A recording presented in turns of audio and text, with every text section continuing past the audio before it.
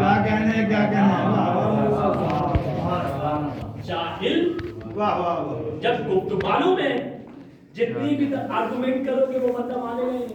کیا کہنے کیا کہنے. تو جاہلوں سے مباحثہ کرنا، ڈسکشن کرنا، آرگومنٹ کرنا، they can't accept.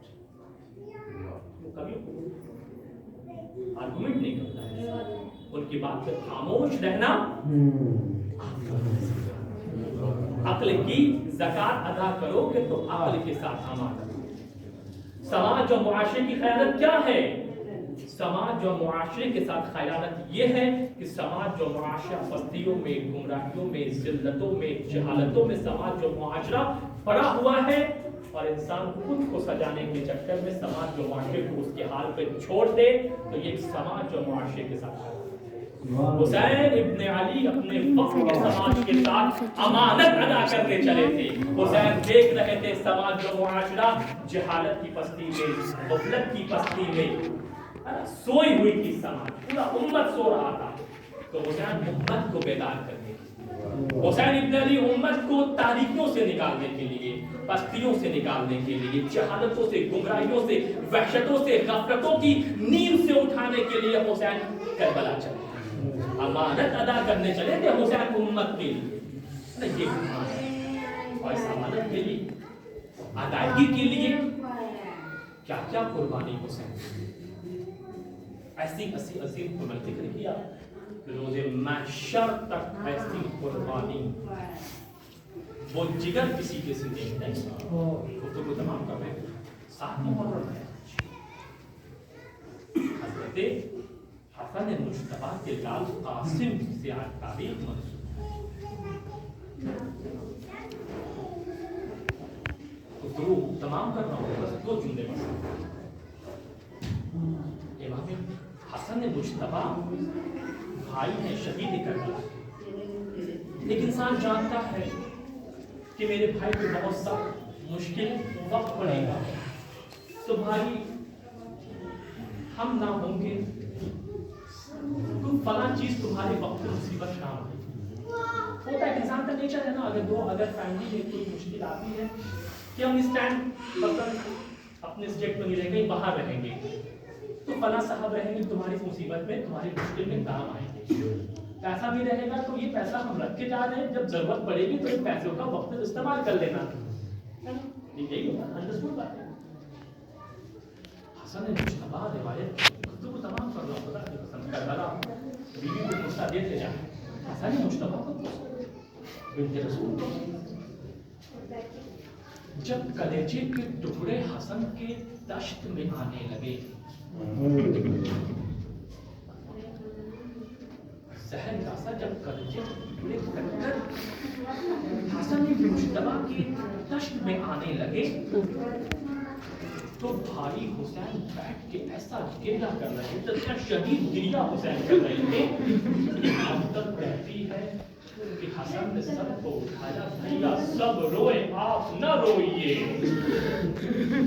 سب روئے، سب روئے حسین، سب روئے آپ نہ روئیے. معلوم دیکھ بھائی آپ کا جو دن آنے والا ہے نا، وہ مصیبت ایسی ہے کہ زمین پر کسی پہ ایسی مصیبت نہیں. سب روتے، سب روئے، سب روئے، کیونکہ آپ کے رونے سے نانا رسول اللہ بھیا سب روتے، آپ نہ روئیے. آپ کے رونے سے اماں بے چین ہو جاتی ہے، بھیا سب روتے ہیں آپ نہ روئیے. انبیاء طرف جاتے ہیں، بھیا سب روتے ہیں آپ نہ روئیے. بھیا آپ حسین آپ نہ روئیے. آپ قدرت روتی ہے، آپ نہ روئے، آپ نہ روئے. آپ کی مصیبت کا وہ دن ہے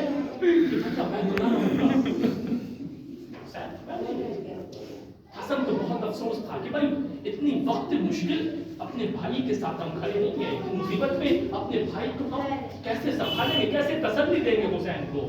ایک تسلی کو انسان کسی کو مصیبت میں دیتا بہت ڈھارس مل جاتی ہے، بہت ڈھارس، ایک حوصلہ بڑھتا نا، کوئی مصیبت میں کوئی تو میرے ساتھ کھڑا ہے. حسن مجتبیٰ کو بہت حسینہ میں کہ میرا بھائی نرمے عطا میں جائے گا، کوئی تسلی دینے والا میرے حسین کو نہ ہوگا. عباس اکبر گزر جائیں گے مگر کوئی حسین کو غربتی کو کوئی تسلی دینے والا حسین کو نہ ہوگا. قاسم حسین نے आगोश में कासिम को बांध रहे, भैया की अमानत है कासिम की।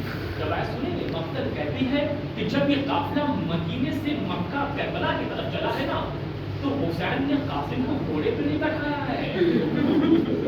नहीं बैठाया घोड़े पे हुसैन ने कासिम को। रिवायत कहती क्यों?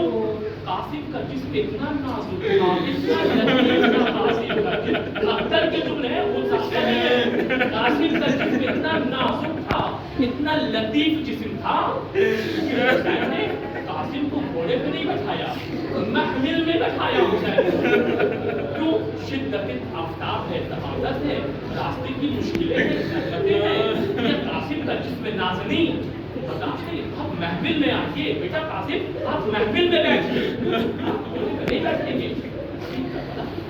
पता चला जब शबे शहादत हर एक अंसार, हर एक नासिर परवर के जोश शहादत में अपनी दुश्मन वादा कर रहा था, तो कासिम बच्चे के बल खड़े होकर के उस वज़न को देख रहे थे। शायद कहीं से हुसैन मेरा नाम कहीं से शहादत के करीब प्रदान करे, लेकिन रिवायत कहती है कि हुसैन ने कहीं से भी शहादत में कासिम का नाम नहीं लिया, कहीं नाम नहीं लिया। और जब रोज़ शहादत बार बार हुसैन के सामने आकर कासिम अपना चेहरा सामने लाते हैं ताकि चाचा जान मुझे इजाजत देते, मगर इजाजत न मिली।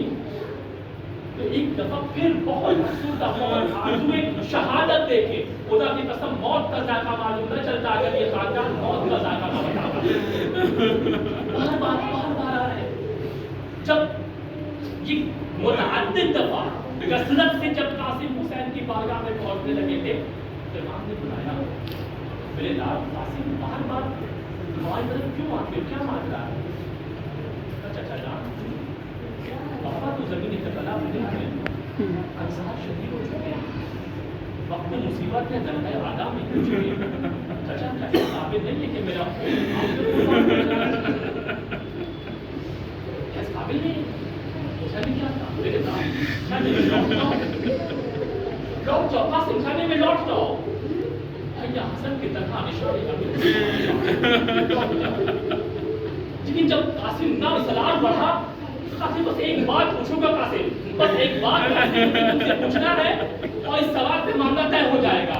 कासिम मेरे लाल ये बताओ तुम्हारे नजदीक मौत कैसी है? बस यही वो सवाल का जवाब था जिसने कासिम को मैदान कारदार में पहुंचा दिया।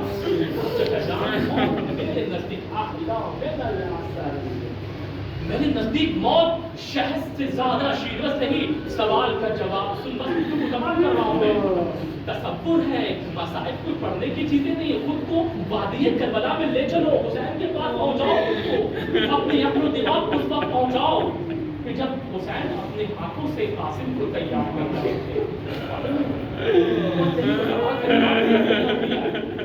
अरब का दस्तूर था जब कोई यतीम का लिबास के गिरीबान को चाक करके यतीम समझ कर इस पर रहम करे। जब हुसैन ने कासिम को तैयार किया तो सीने में जरा ना बांधी हुसैन ने। क्यों? कासिम का जिस्म इतना नाज़नी था, इतना नाजुक जिस्म था कासिम का कि जरा को कासिम का जिस्म तहम्मुल नहीं कर सकता था, जरा का वक्त कासिम बर्दाश्त नहीं कर सकते थे। जब कासिम कुछ दूर बढ़े, बुलाया मेरे लाल मेरे करीब आओ। जब करीब बुलाया इमाम हसन के बेटे कासिम का हुसैन ने गिरबान को चाक कर दिया। पूछा चाचा जान इस बात की वजह समझ न आई? मेरे जान मेरी जान बचाइए है, नर यादों में गिर जाओ तो शायद यकीन समझ के तुम पे रहम कर दे। यकीन समझ के तुम पे रहम कर दे। जिसने नाज़नी दिला मक्तल में कासिम मैदान करबला में गए। रिवायत कहती है कि जब कासिम मैदान करबला में तलवार लेकर सामने खड़े हुए हैं तो मक्तल का एक सखी कहता है किसके चांद का टुकड़ा मैदान करबला में आ गया। हुस्न और जमाल का ये आलम था। शकी ने कहा, जुमले मेरे नहीं है, शकी ने कहा किसका चांद है जो जमीन करबला के नरगाह आला में आ गया? इससे कहो कि वापस चला जाए, इससे कहो कि वापस चला जाए, इससे कहो कि वापस लौट जाए। इतना हुस्न और जमाल, ये तलवारें जिसने नाज़नी पे कैसे चलेगी? इस चांद के टुकड़े पे तलवार कैसे चलेगी? रिवायत कहती है कि حملہ کیا اور جب یہ نرغہ آدھا میں 3 دن کا پیاسا جب نرغہ آدھا میں گر گیا، جسم کے ذرا تو نہیں ہے نا، جسم کے ذرا بھی نہیں ہے کہ تلوار کے وزن کو روک سکے، تلوار کے وزن کو روک سکے۔ آتش کا عالم یہ تھا کہ جب کرتے کرتے جب تلوار ہاتھ سے چھوٹی ہے تو گھوڑے کی باہوں میں وہ جب گر گیا، جب قاسم گھوڑے کی باہوں میں اپنے ہاتھ کو ڈال دیے، اب وہ نرغہ آدھا میں گھوڑا جدھر سے گھوڑا گھومتا جاتا ہے، تلواریں کی ضربیں پڑتی جاتی ہے، آواز کی چچا جان مدد کو آئیے روایت کرتی ہے کہ حسین شیر کی طرح میدان کربلا میں دوڑے، حسین کا میدان کربلا میں آنا تھا، لشکر آدھا کو بکھیرنا تھا، قاسم زمین پر آئے ہیں، ادھر کے گھوڑے ادھر کے گھوڑے ادھر۔ روایت کہتی ہے کہ جب حسین لاشیں قاسم پر پہنچے ہیں تو جسم کا کوئی حصہ بھی سلامت نہیں تھا، قاسم کے لاشے پہ حسین نے بس سنتے جائیں، تاریخ کا جملہ ہے کہ جب حسین لاشیں قاسم پر بیٹھے ہیں نا، جب جسم کو ہاتھ لگایا ہے نا، جب سینے کو ہاتھ لگایا ہے، بس لیا جسم سے لگا۔